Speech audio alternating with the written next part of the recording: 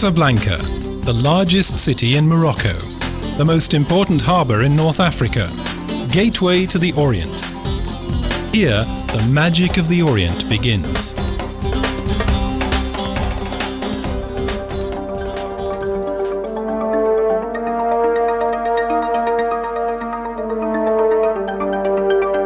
Within a magnificent sacred complex, a synthesis of modern building and masonry, the Alaouite ruler Hassan II had a monument built, the Grand Mosque.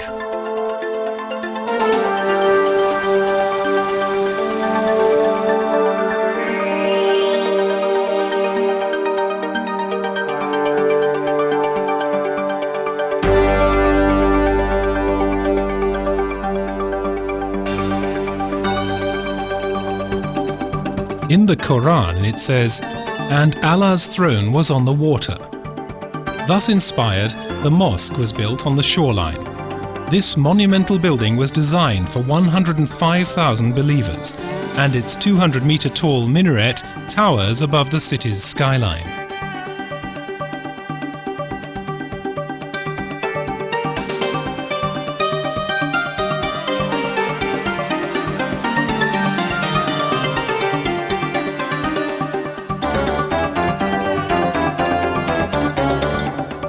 "90 engineers and 30,000 Moroccan craftsmen and artists were involved, and more than 12 million people helped finance the 8th wonder of the world."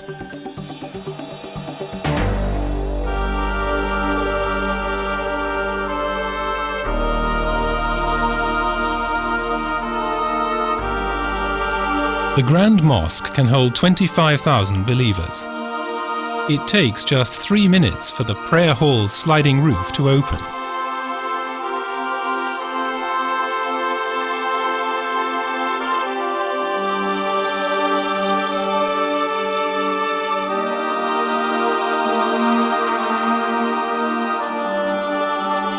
To accommodate the mosque, many of the streets in the old city were demolished and their inhabitants relocated.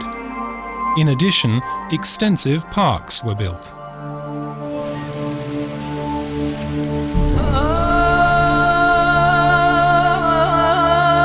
Rising above the rocky coastline, about 3 kilometers from the city, the picturesque Marabout de Sidi Abdurrahman.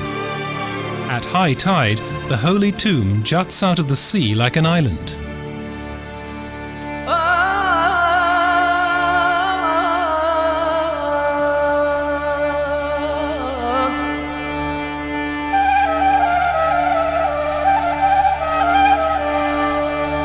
At the holy Musem, which is celebrated every August, people travel from far and wide to gain strength from the tomb.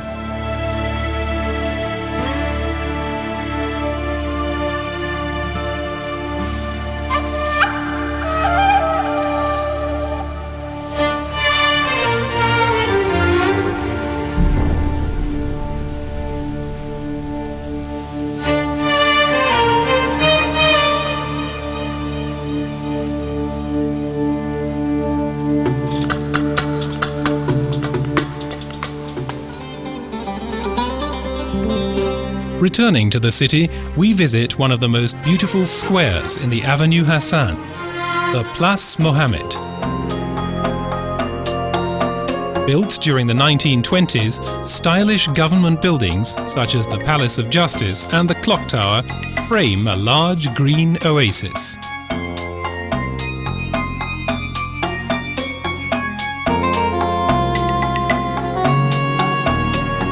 In these parts, an extensive and nostalgic search for traces of the world-famous film Casablanca would be in vain.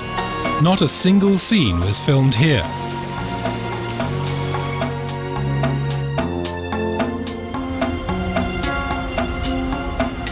In modern city streets, the tolerant Moroccan way of life is exposed. Miniskirts alongside veils, tradition alongside contemporary lifestyles. Casablanca has developed into Morocco's most modern city, with multi-story buildings, shady palm tree avenues, and beautiful boulevards to stroll along and shop.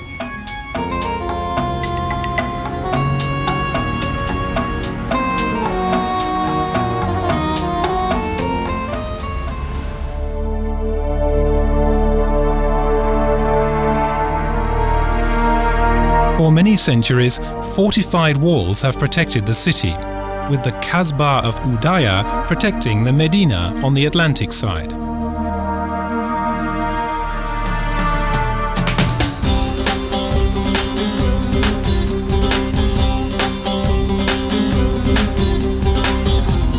The small old part of the city, named Medina, lies tucked in between the Ville Nouvelle and the fishing harbour. Here, the constant bustle of market life.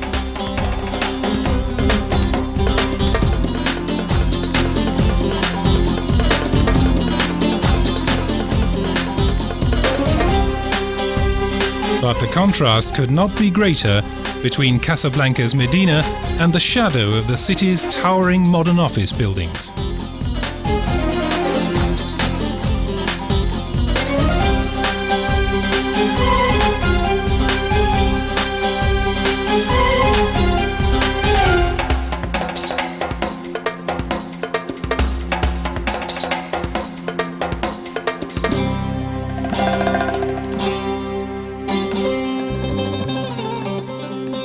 In what are known as Koran schools, children are disciplined in the holy words of the Koran of the Prophet Muhammad and the Islamic religion.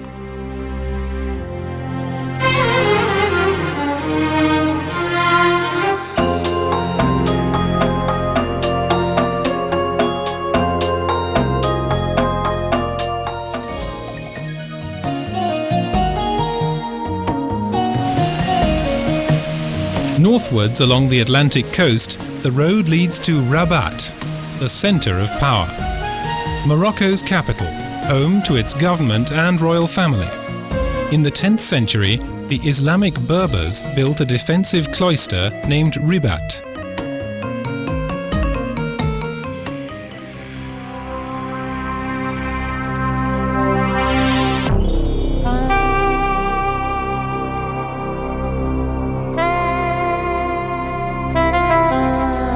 Formerly a minaret, the Tour Hassan and the bases of 200 pillars are all that remain of the massive 12th century mosque, which was never completed.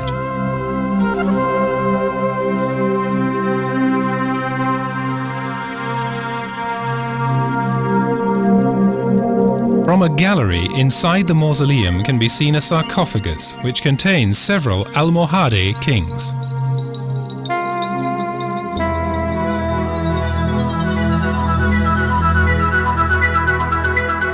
The Tour Hassan was one of the symbolic pillars of this powerful kingdom, along with the minaret of the Koutuba Mosque in Marrakesh and the Giralda in Seville.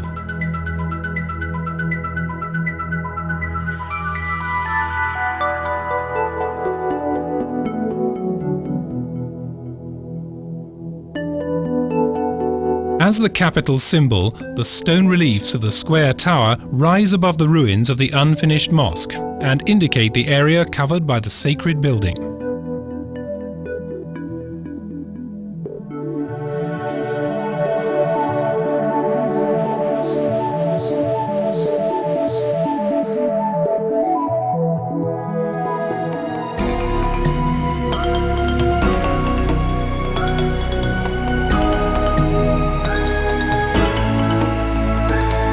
The Kasbah des Udayas was built at the highest point of the city in the 12th century as a fortification in place of the Rabat.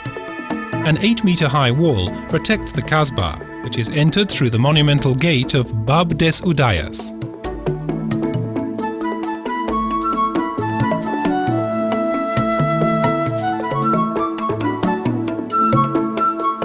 The country's only remaining inhabited military fort is located in the center of the city. Here, Sultan Abd el-Mumen built another mosque and had the entire area walled in.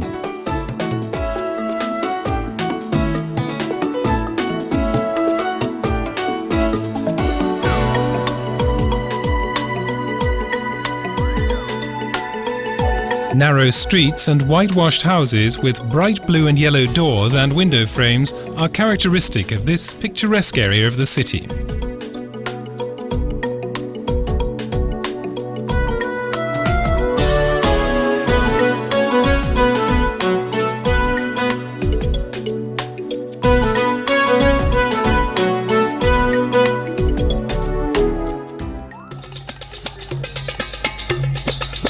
From a corner terrace, the view stretches seaward and over the Bou Regred mountain across to Saleh.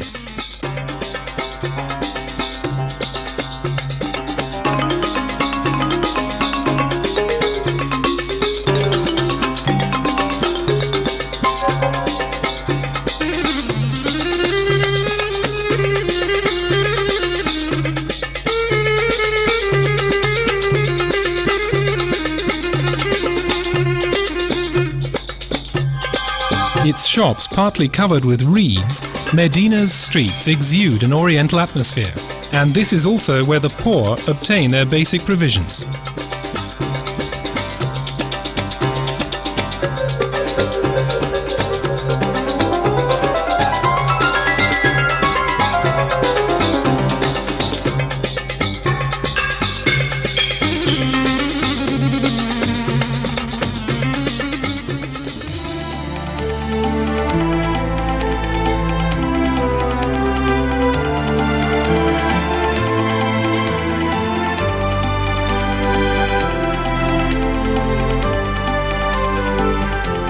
The King's Palace, the Palais Royal, is a town in itself.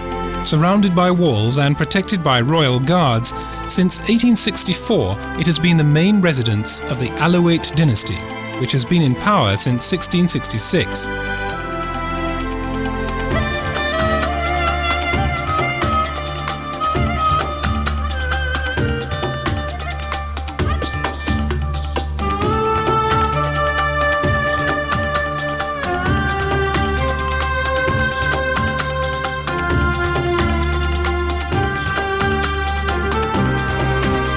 The king owns a palace in each of the country's most important towns, and, according to the occasion, mood and time of the year, he conducts state business from his various residences.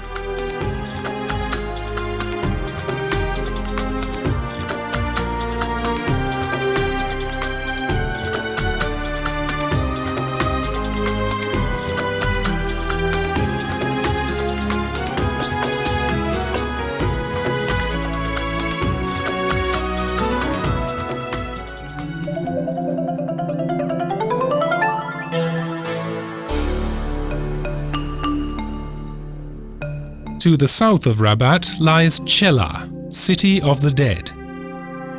The Merinde necropolis is surrounded by a wall made of crushed loam, and also a square tower.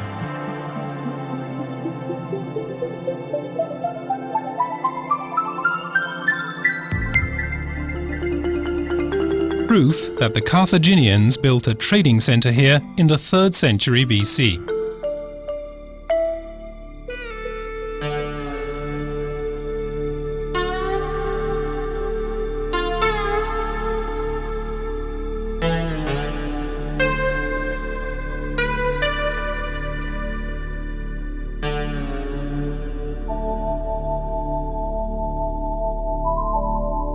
Later, the Romans built the river harbour of Sahara, and from the 13th century, the Merinides used its remains as the necropolis.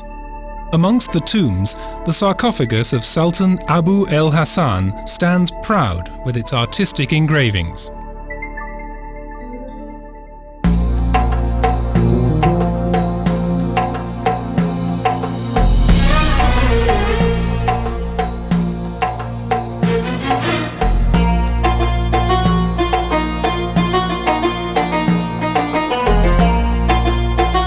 Through the green faience-decorated gate of Bab el-Khemis, we enter Meknes, the town of the eccentric ruler Moulay Ismail, who is also known as Morocco's Sun King.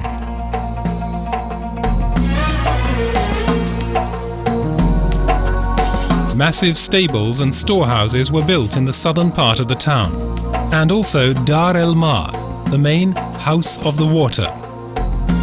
The water bowl was used for watering the gardens.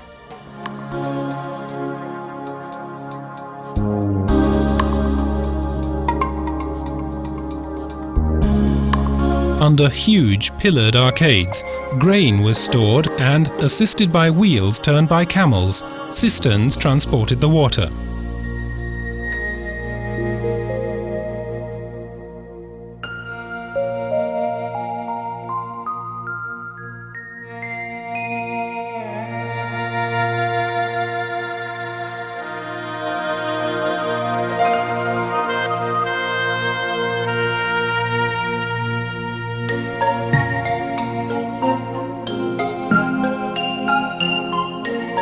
Romans valued the beauty of the fertile hill country around Meknes.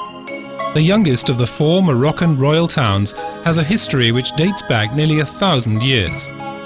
However, it was only around the 17th century that the loyal father of the present governing Alaouite Dynasty created this colossal architectural prize.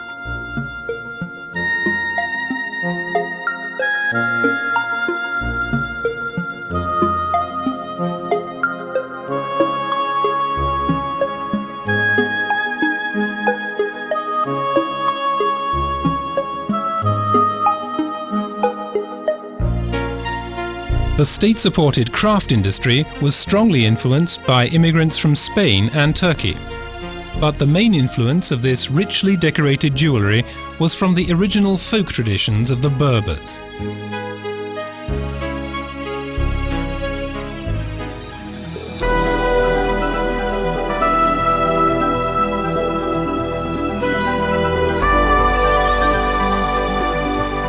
In the heart of Medina, next to the large mosque, is the Medresa Bou Inania, the high school, built as a sacred building in the pre-Ismaili era.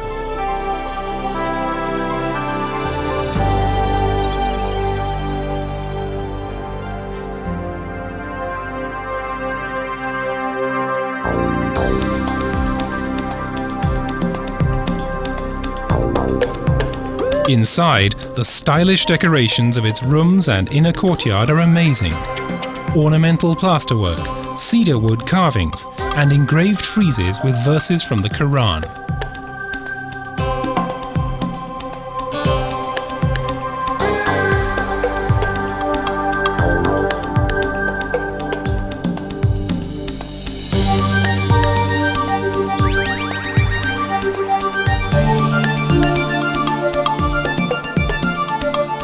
The tranquil mosaic-tiled inner courtyard offers a beautiful view of the minaret of the Great Mosque.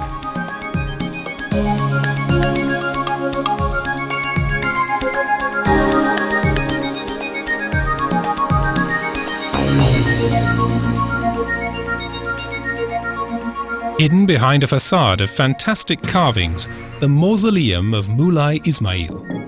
In the magnificent burial chamber, the ruler lies in a caged sarcophagus under a carved 12-cornered dome. Here lies the eternal master who kept a harem of 500 women of all races and who left behind a numerous array of children.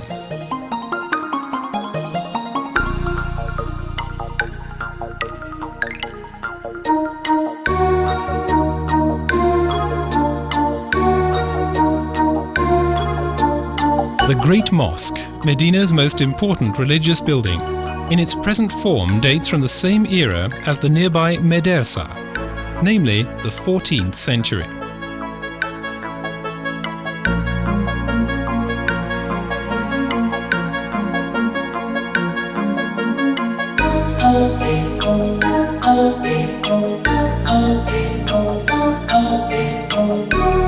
During its 55 years of construction, the powerful despot had his residence built by 30,000 slaves into the most powerful fortress town in North Africa.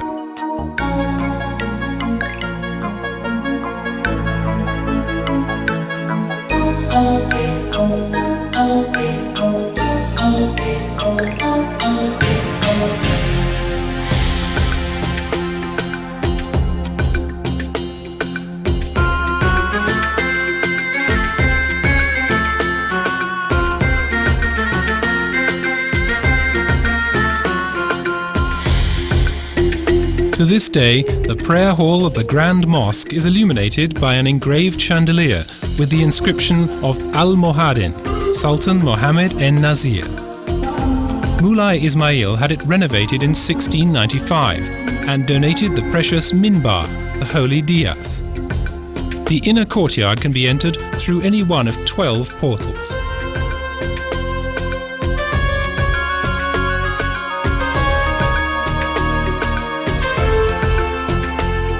In front of the old town wall, Place El Hedim Square forms the boundary of the souk. Here, the daily life of Morocco can be observed at its best. The impressive defensive wall which surrounds the old town gives way to Maghreb's superb town gate, the Bab el Mansour, the Gate of Gates.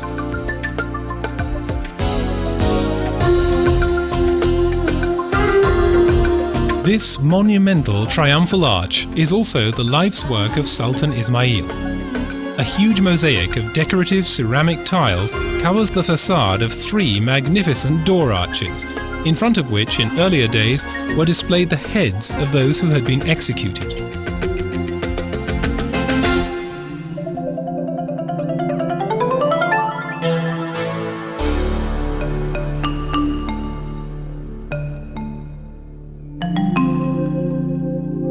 The Roman ruins of Volubilis near Meknes are stone witnesses of a brilliant epoch which lasted from 40 AD through to the 3rd century.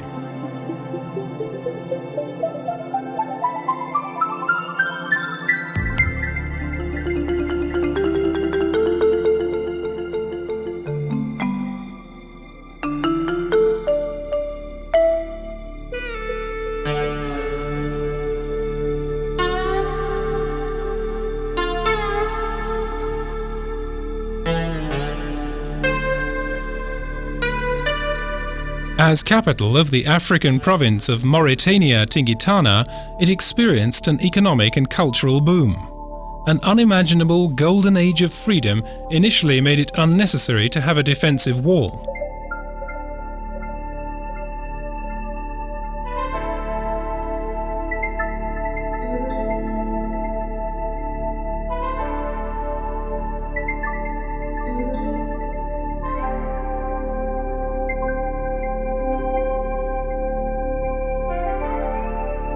In the grand villas of the patricians, the floors were decorated with magnificent mosaics.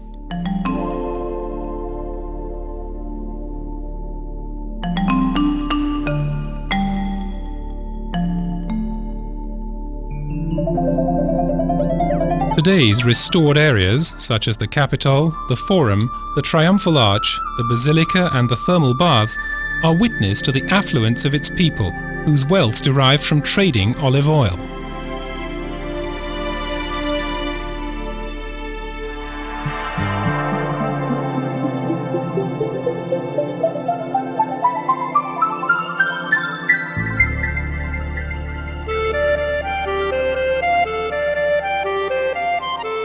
Only when the attacks of the savage Berbers became more frequent was Volubilis protected by a surrounding wall and 10 gates. And then Islam arrived.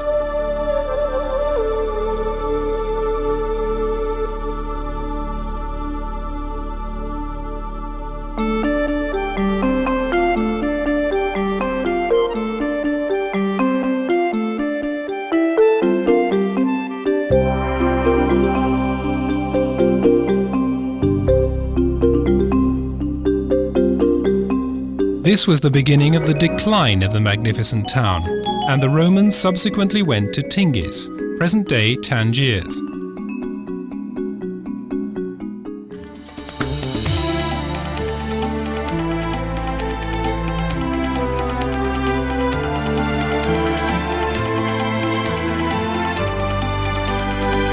As the first Idrisides immigrated here in 788 AD, they founded the Muslim town of Moulay Idriss.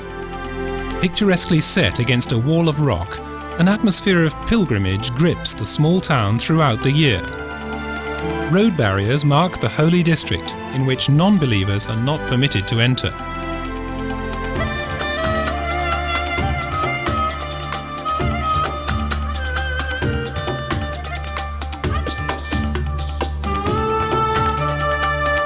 Nearly 13,000 people live in the holy town, and it is their responsibility to maintain religious belief and keep control of the crowds of peaceful pilgrims who flock to the town.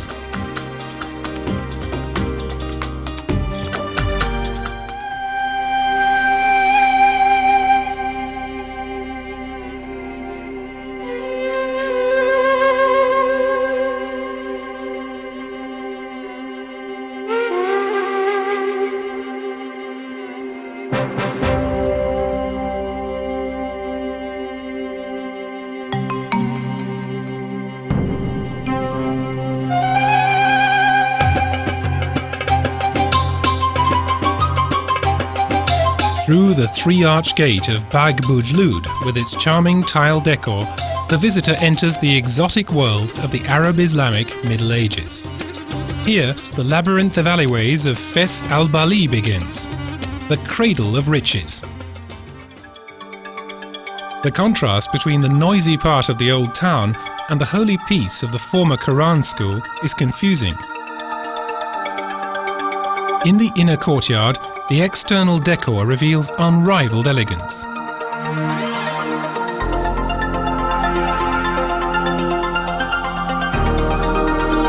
All the wall surfaces and supporting building joints in the inner courtyard are covered with detailed variations of stucco, mosaics, ornamental documents and cedarwood carvings.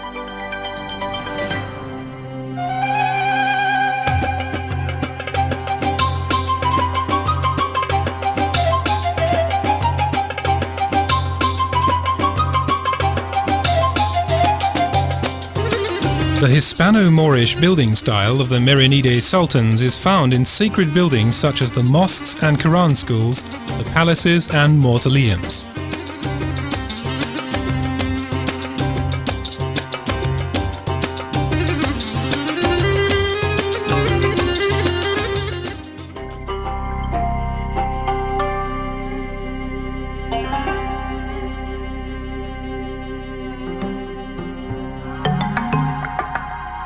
Reflecting the cultural boom which the royal city experienced over the centuries, arabesque-type wall decorations and translucent floor mosaics are witness to 1200 years of Muslim belief.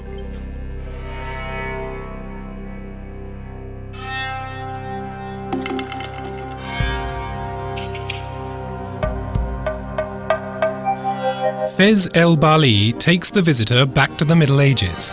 Narrow streets, a pungent mixture of scents, the penetrating sound of craftsmen, and fine examples of the Moorish art of building.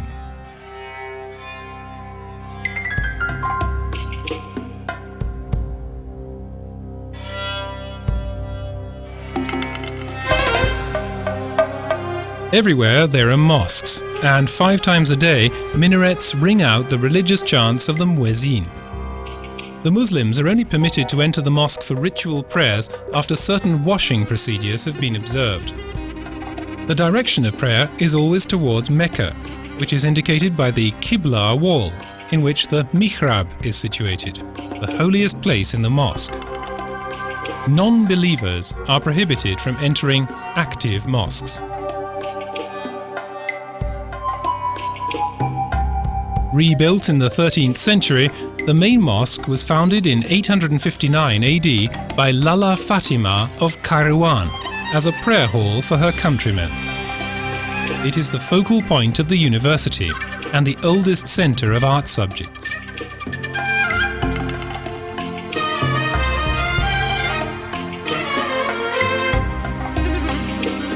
The largest mosque in North Africa can accommodate 22,000 believers. The green tiled roofs stretch across 16 pillared halls and are supported by 270 pillars of marble and porphyry.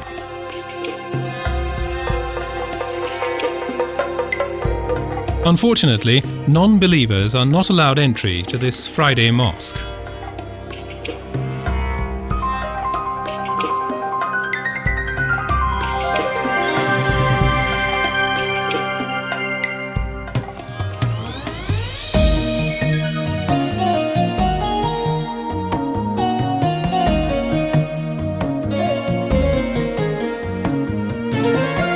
Strolling through the old town and its souks, the handicrafts are particularly impressive.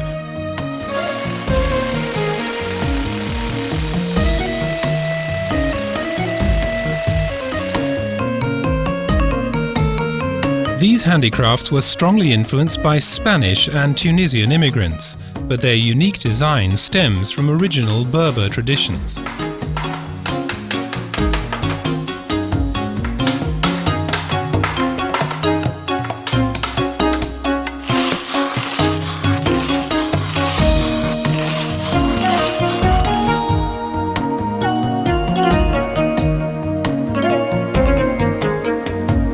Close to the river is the area of the dyers.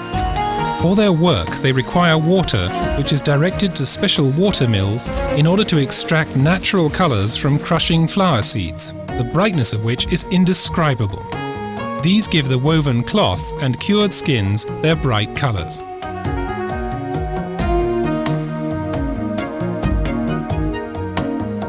For centuries, the tanners and dyers have worked with traditional methods.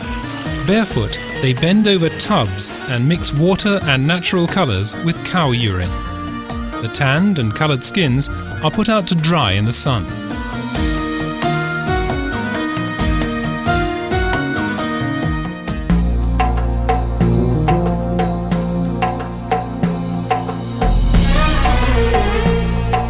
Behind gilded, monumental bronze portals, spacious palaces and gardens are hidden. Between 1969 and 1971, King Hassan II had this magnificent gate built, with its beautiful mosaics. For its construction, the king commissioned his finest craftsmen.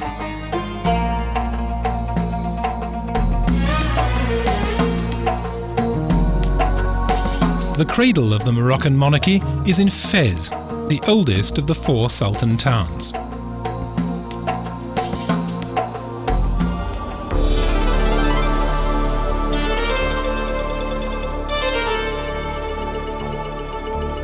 The small town of Ilfrane is the first stop on our journey over the Atlas Mountains. Tranquil parks and ponds characterize the health resort.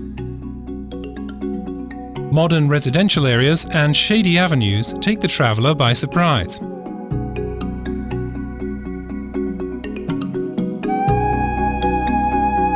Azroy is an important marketplace for the Berbers, who still roam the area as nomads.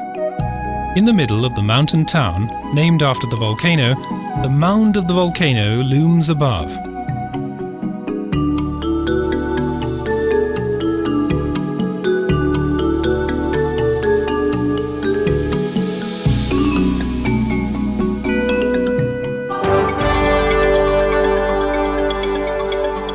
The journey on the mountainous roads across the High Atlas is a remarkable experience.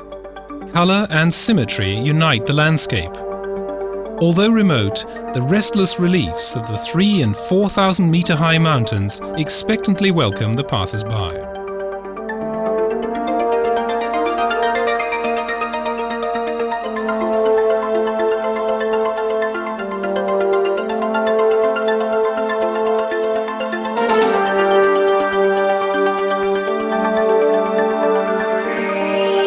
Typical of the places around the Gorge du Ziz are the loam villages on the banks of the arid desert rivers.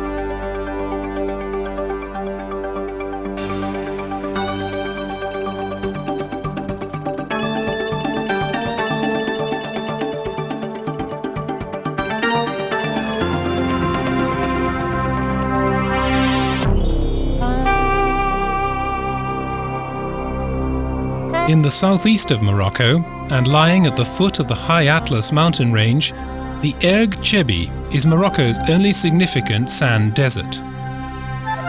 Fossilized remains show that 350 million years ago this area was covered by the sea.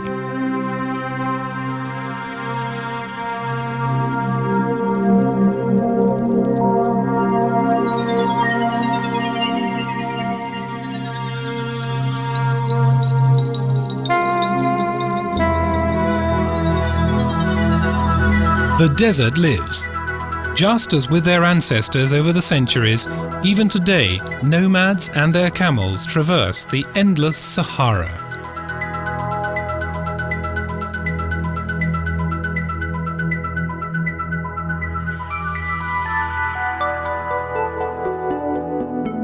For a distance of over 40 kilometers, the magic landscape of the sand dunes compares with the largest in the world. Reaching a height of more than 150 meters, these towering sand dunes rise from the desert as natural monuments.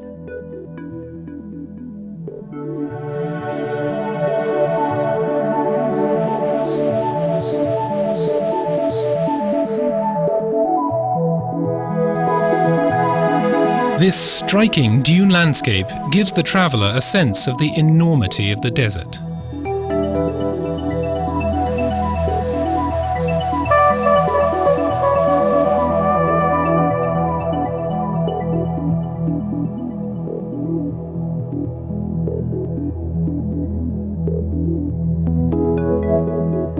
middle of the pre-Sahara, we discover villages constructed of compacted loam, which serve as control posts for passing caravan trains. Nearby, it is common to find tented Bedouin villages. In these, those who pass through are scrutinized. In the oasis live Ait Ata Berber, Korfa Arabs, Haratin and other tribes who survive mainly from the scant oasis economy. They plant dates, olives, almonds, figs and grapes.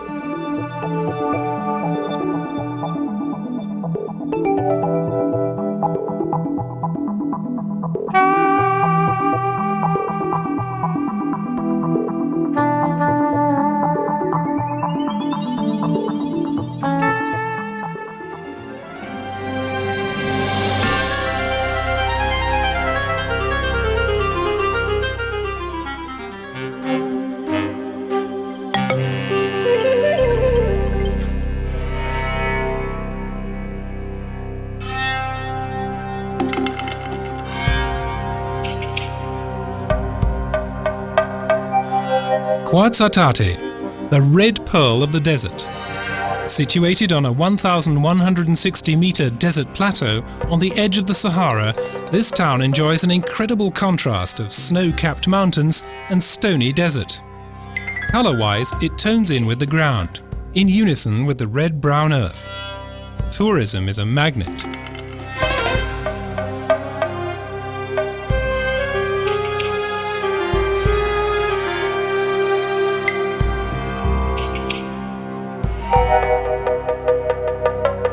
The capital of the sixth largest province of Morocco grew from a French garrison, west of the loam-built village of Taouriet, namely the gigantic castle of Glaoui Kasbah.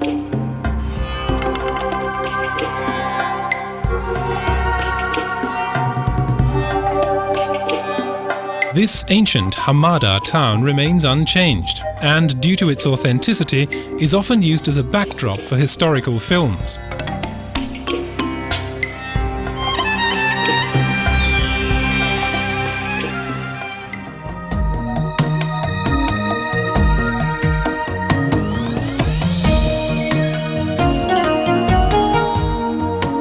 Back to reality, and on the edge of the town, the souvenir traders come into their own, showing off their collections of carpets and pottery.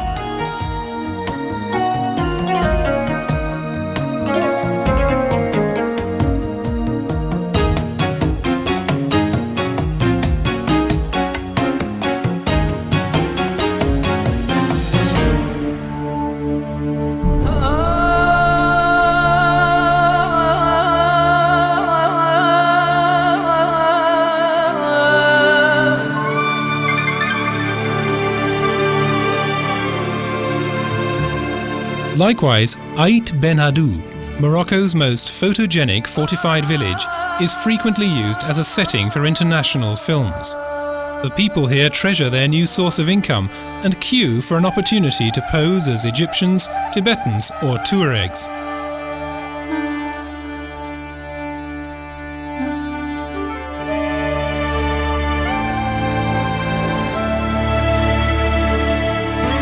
The existing village of several Kasbahs is a favourite tourist destination.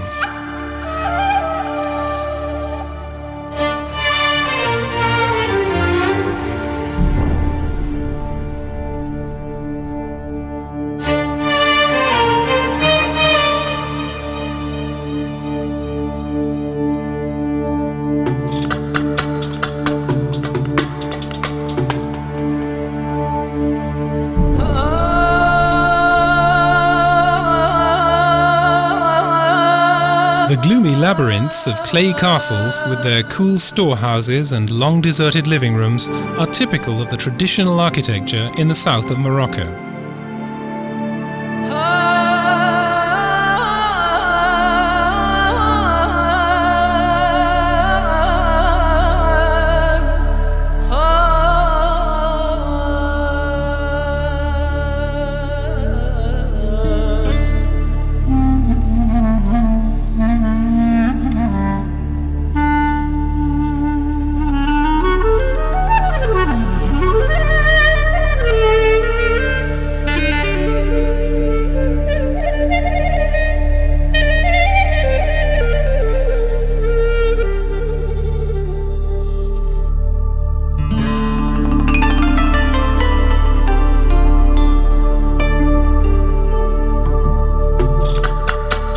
The visitor is spellbound by the mysterious magic of the Orient, seduced by the charming exotica of the Orient.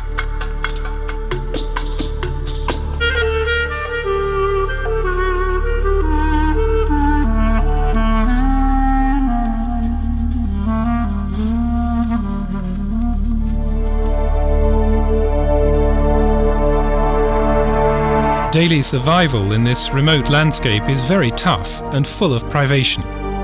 Here the people feel the strength of nature and are content with their meagre existence.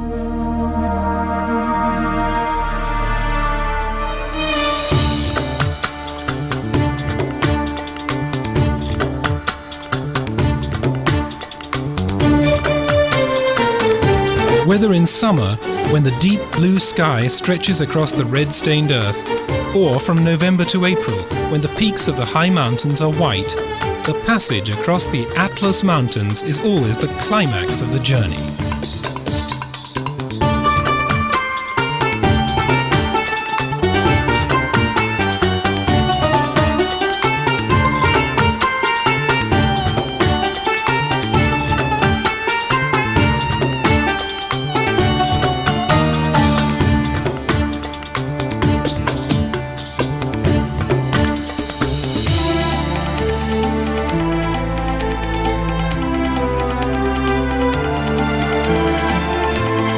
From the high pass down to Marrakesh, it takes a little time to adjust to the height difference of 1,807 meters.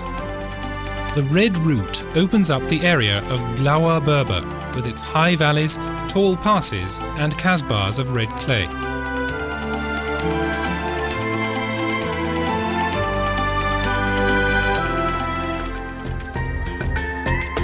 The rainy season brings many stormy downpours, which, added to the melting snow on the slopes, often cause devastating floods in the valley below.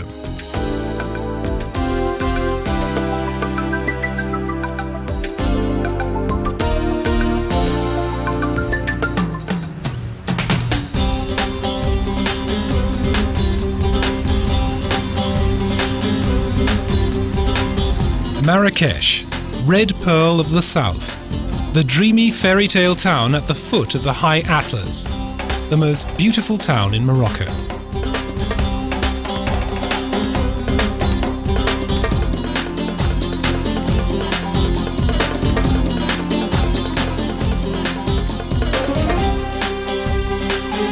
The old town is surrounded by an 800-year-old, 20-kilometer-long wall made of compressed clay. Over 200 watchtowers were used for its defense, and 9 well-maintained town gates lead to the Medina.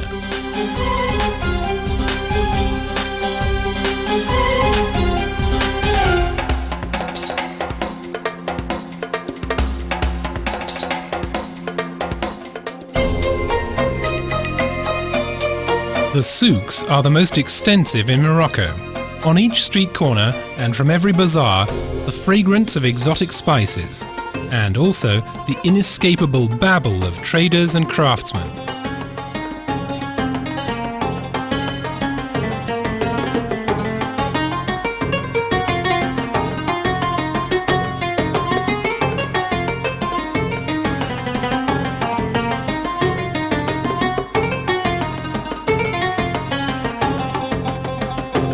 All manner of goods are offered here, from domestic items to pottery, creations of artistic wrought iron, and lampshades, to materials, carpets, animal skins, and health remedies.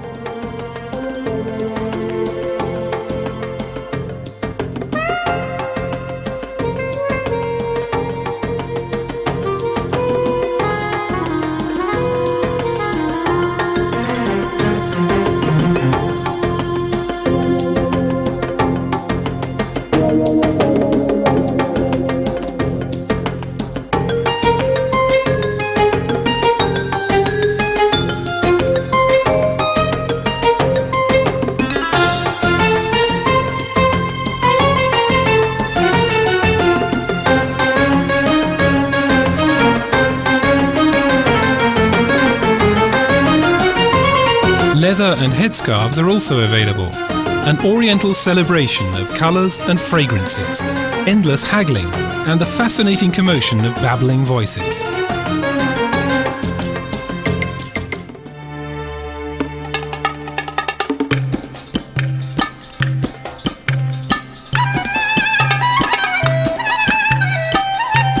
Nearby, a weaver's workshop opens to the scrutiny and inquisitive looks of passers-by. Another shows off his pet chameleon.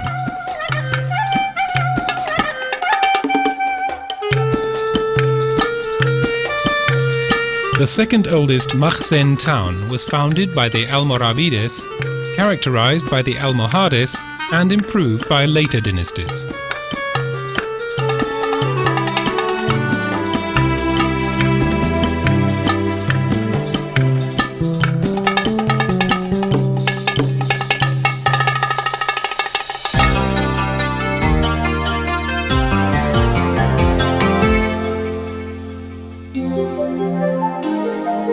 Reed mats keep out the sunlight and darken the Medina's narrow and winding streets. In a cave-like building, as in Roman times, round, flat bread is baked in an open fireplace.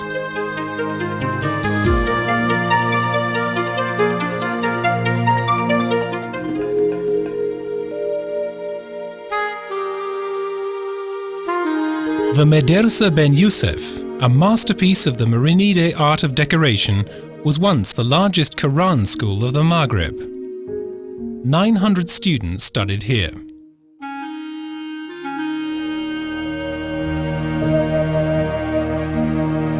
A covered white Carrara marble-tiled inner courtyard and a carved octagonal dome above the prayer hall indicate the splendour of this era.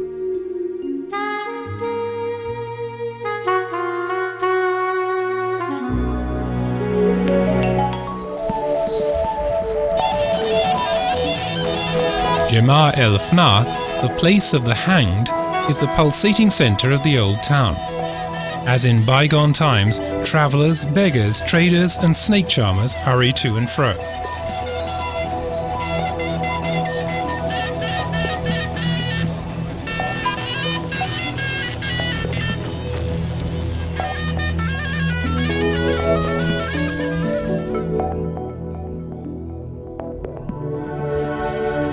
The most southerly of the four kings' towns, it houses the mausoleum of the mighty Sa'dir dynasty. The Hall of 12 Pillars is the most perfect architectural creation of that epoch. The 77-metre-high sandstone minaret of the Koutoubia Mosque is the emblem of Marrakesh.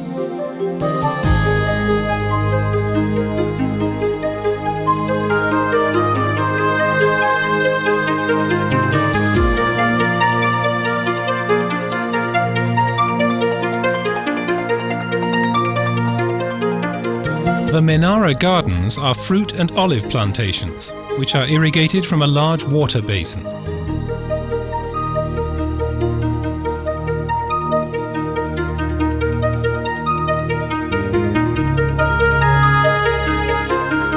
The small Moorish pleasure pavilion, with its green pyramid-shaped roof, is like an oriental treasure box.